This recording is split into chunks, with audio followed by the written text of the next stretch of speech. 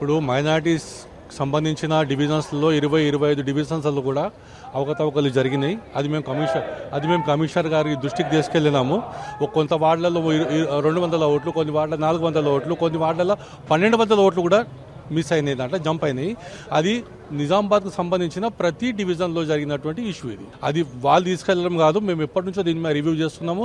దీని గురించి మేము ఎప్పటి నుంచో మేము కమిషనర్ గారికి దృష్టికి తీసుకెళ్ళడం జరిగింది. ఇది అధికార తప్పిదమో లేకుంటే పార్టీకి సంబంధించినటువంటి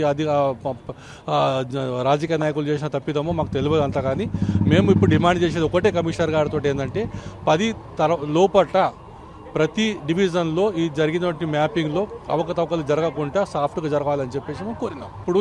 ఇప్పుడు జరిగేటటువంటి ఎలక్షన్ ఏంది, ఇప్పుడు ఇది నిజామాబాద్ కార్పొరేషన్ ఎలక్షన్ కాబట్టి మేము చెప్పేది ఒకటే డిమాండ్ ఏంటంటే, మేము నిజామాబాద్ కార్పొరేషన్ అని చెప్పి సంబోధించాలని చెప్పినాము.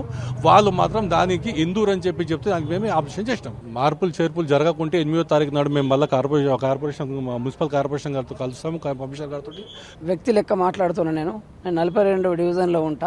42వ డివిజన్ గత 5 సంవత్సరాలు జరిగిన ఎలక్షన్ అప్పుడు 11-1-1300 నుంచి 2350 సీరియల్ నంబర్ ప్రకారం ఉండిండే. ఇప్పుడు అట్లాంటిది కాకుండా మాకు 40 డివిజన్ తీసుకొచ్చి మాదంతనే కలిపిండు, 41 డివిజన్ తీసుకొచ్చి మాదంతనే కలిపిండు. ప్రత్యేకంగా మైనారిటీ ఓట్లను ఎక్స్ట్రా కూడా మాదంతలో కలిపి మొత్తం గందరగోళంగా మారింది. రానున్న ఎన్నికలు షెడ్యూల్ విడుదలవుతున్నప్పుడు దీన్ని గందరగోళంగా ఉన్నది. కాబట్టి ప్రజలకు ప్రభుత్వం ఇచ్చే ఏ ఒక్క అభివృద్ధి గురించి ఏ ఒక్క ఫండ్ వచ్చినా కూడా ప్రజలకు చేరాయి.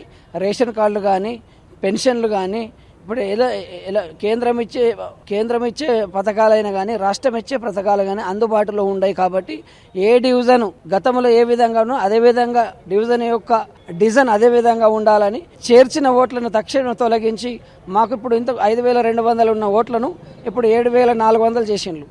ప్రజలకు అందుబాటులో ఉండే విధంగా ఏర్పాటు చేయాలని మేము కోరుకుంటున్నాం.